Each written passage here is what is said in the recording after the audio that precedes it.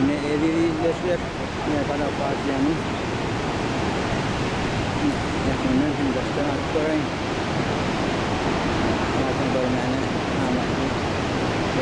Görmeli. Yakınsiye. Ama gören adam arasında yerleşen.